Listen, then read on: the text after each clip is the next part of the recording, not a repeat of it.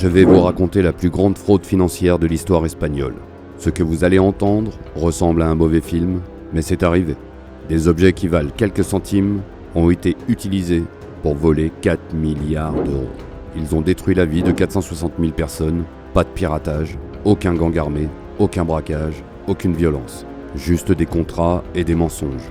460 000 personnes ruinées, 4 milliards d'euros envolés. Pendant près de 30 ans, ils ont fait croire à toute une nation que des timbres pouvaient rendre riches.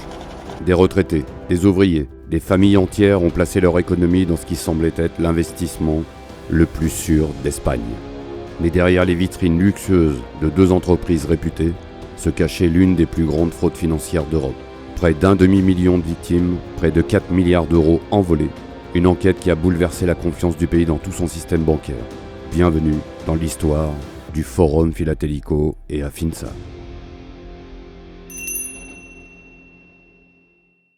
Dans les années 70 à 80, c'est la naissance d'une illusion. Deux entreprises apparaissent partout. Le Forum Filatélico et Afinsa Bienes. Les deux entreprises ouvrent des boutiques dans chaque grande ville. De magnifiques locaux, des bureaux flambant neufs, des employés souriants. Une image sérieuse. Ils proposaient une idée nouvelle, le placement parfait. Vous achetez des timbres de collection, on les conserve pour vous. Et nous vous garantissons une revente plus chère. On s'occupe de tout. On vous garantit jusqu'à 10% de rendement par an. Vous n'investissez pas, vous achetez des objets réels. Mais les clients ne voient jamais leurs timbres. Ils restent stockés dans des coffres sécurisés appartenant aux sociétés et leur plus grand slogan implicite, aucun risque, rendement garanti. Et oui, le mot le plus dangereux, garantie. Aucun risque, aucune perte, et tout ça sans effort. C'est une banque sans la banque. Le public cible, des retraités, des familles, des ouvriers, des petits commerçants, des gens avec la peur de vieillir pauvres. L'arnaque est géniale. Voici comment les gens volaient légalement. Tu investis 5 000 euros, 10 000 euros ou 100 000 euros. L'entreprise achète les timbres et les surévalue. Elle signe un contrat promettant une revente 5 à 10 ans plus tard. Ils gardent les timbres, tu ne les vois jamais, et chaque année l'entreprise verse de faux intérêts. Mais les intérêts viennent de l'argent des nouveaux clients. C'est une pure pyramide de Ponzi, et ça marche. Les paiements arrivent chaque année, les premiers gagnent un peu d'argent, alors les gens investissent de plus en plus. Des gens ordinaires, des retraités, des familles, des artisans. Ils mettent toute leur économie.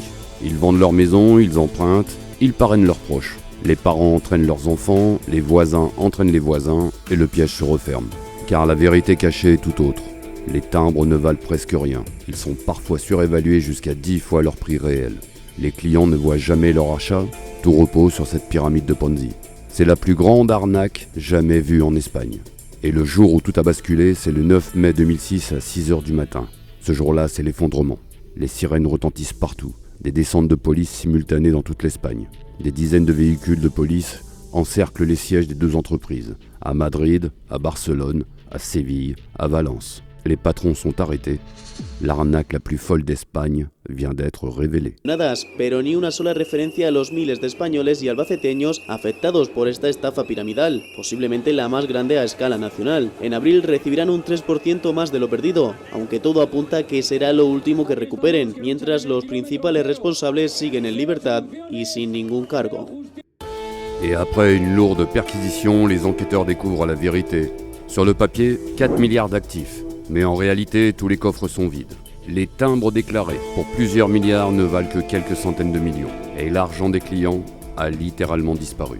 460 000 victimes, 4 milliards d'euros perdus, un massacre financier. Plusieurs suicides sont rapportés dans la presse. Des familles expulsées perdent leur maison. Des retraités ruinés retournant travailler. Des destins brisés. Certains perdent leur travail, leur économie et leur avenir. Une justice lente et un procès interminable.